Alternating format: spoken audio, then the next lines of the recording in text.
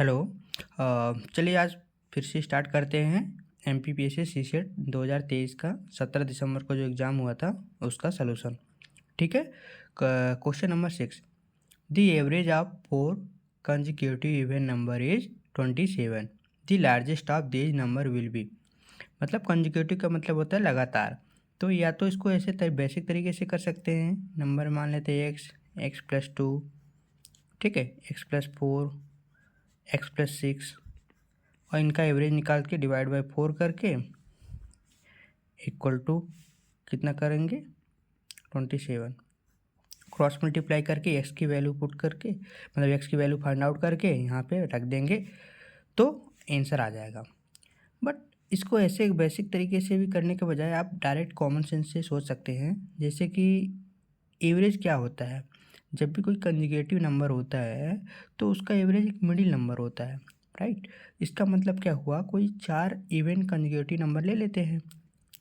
तो जैसे मान लो 28 ले लिया, है ना, 30 ले लिया, और इससे कम 26 ले लिया, 24 ले लिया। अच्छा, मैंने यही नंबर क्यों लिया, क्योंकि इसका नंबर बोला है, इसका एवरेज बोला है 27। मतलब इन 26 और 28 के बीच में, यानी 27 यहाँ होगा और यही इसका एवरेज दिया है। इसका मतलब हमारे पास वो चारों नंबर 24, 26, 28 और 30 होंगे।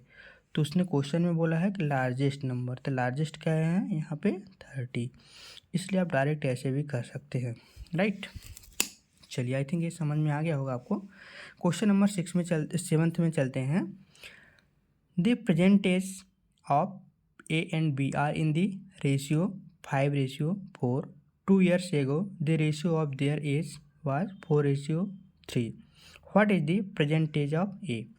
ध्यान से देखिए, प्रेजेंट एज ऑफ ए, यानी ए का प्रेजेंट एज पूछा है और यहाँ तो ए एंड बी का रेशियो दिए रखा है 5:4। मतलब जो भी आपका आंसर होगा वो आंसर 5 का मल्टीपल होगा। और ऑप्शन से हम देख सकते हैं 5 का मल्टीपल ये है क्या, नहीं। ये है क्या, नहीं। ये है क्या, यस। ये है क्या, नहीं। तो इसको हम डायरेक्ट ऐसे कर सकते हैं। फिर भी अगर आपको अच्छे से चेक करना ही है कि इसको कैसे सॉल्व करेंगे तो आप देखिए। अच्छा, यहाँ पे क्या बोल रहा है, 2 ईयर एगो रेशियो कितना है 4:3। तो ठीक है, 2 ईयर एगो रेशियो हम ले लेते हैं 4:3। और प्रेजेंट में कितना है 5:4। 5:4। इनका डिफरेंस कितना है, डिफरेंस तो इक्वल ही है यहाँ पे। तो डिफरेंस कितना है 1, बट 2 ईयर एगो है यानी डिफरेंस 2 ईयर का है। तो 1 रेशियो की वैल्यू अगर 2 है, 1 रेशियो की वैल्यू 2 है तो 5 रेशियो की वैल्यू कितनी हो जाएगी, 2 से मल्टीप्लाई करेंगे 10। अगर बी का पूछा होता तो 2 से मल्टीप्लाई करके 8 निकाल देते, ठीक है। तो यहाँ से 10, 8 इस तरीके से आपका आ जाएगा। पूछा किसका था, ए का, तो ए का इसलिए 10 आ गया आंसर। बी का पूछा होता तो कितना हो जाता 8 ईयर। चलिए ठीक है, नेक्स्ट क्वेश्चन में चलते हैं। Find the median from the following data 36, 72, 49, 45, 60, 33, 52, 61 and 72। अच्छा, मीडियन क्या होता है, मीडियन में सबसे पहले आपको इसको असेंडिंग आर्डर में यहाँ पे जमा लीजिए। इसके बाद से आपको सॉल्व करना पड़ेगा और उसका एक मिडिल टर्म होता है, ठीक है। तो सबसे इसमें देखते हैं स्मॉलेस्ट कौन सा नंबर है, तो स्मॉलेस्ट नंबर है 33, ठीक है। नेक्स्ट नंबर हम देखते हैं 33 के बाद कौन सा नंबर है इससे बड़ा, तो 36। फिर इससे बड़ा कौन सा है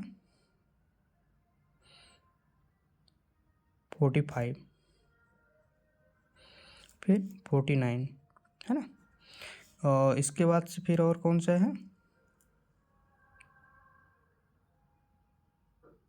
60,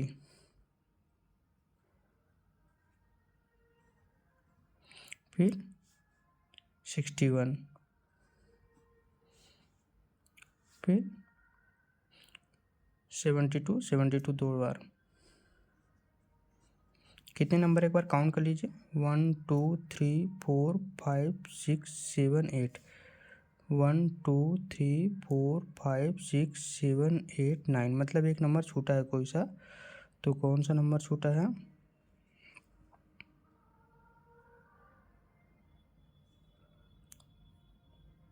33, 36, 49, 45, 49, ये 52 यहाँ पे नहीं है, राइट। तो ये 52 यहाँ पे लिख लेते हैं। चलिए, तो अब यहाँ पे मिडिल टर्म देखते हैं कौन सा। 3 इधर से छोड़ दिए, 3 इधर से छोड़ दिए, 4 इधर से, 4 इधर से, लास्ट में कितना बचा? 52, राइट। इसलिए इसका मीडियन कितना हो जाएगा? 52। चलिए नेक्स्ट क्वेश्चन में आगे चलते हैं।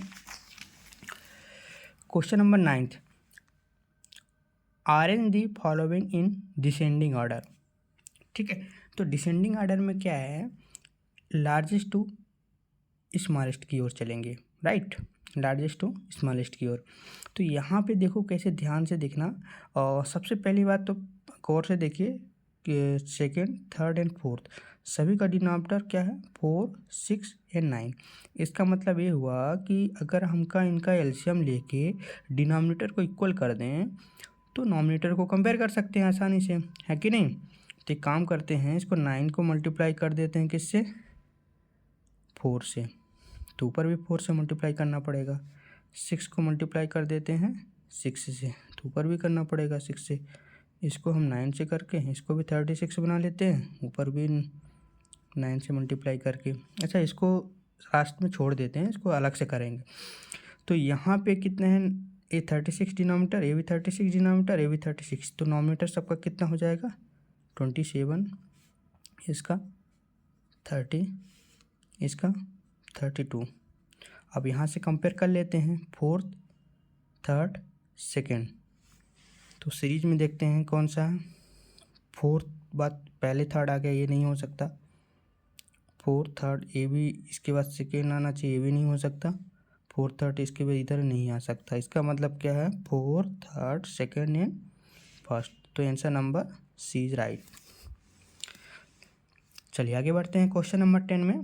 The value of 4.359 into 4.359 minus 1.641 into 1.641 divide by 4.359 minus 1.641।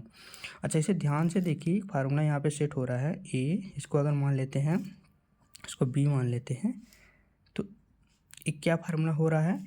A square minus B square upon A minus B equal to को सॉल्व करेंगे तो A minus B, A plus B divide by A minus B. यहाँ से A minus B से cancel हो जाएगा। इसका मतलब क्या आंसर रिजल्टेंट क्या आएगा? A plus B. तो सिंपली मुझे इसको ऐड कर देना था, यानी कि ए की वैल्यू अगर हमारे पास 4.359 है और बी की वैल्यू कितना है?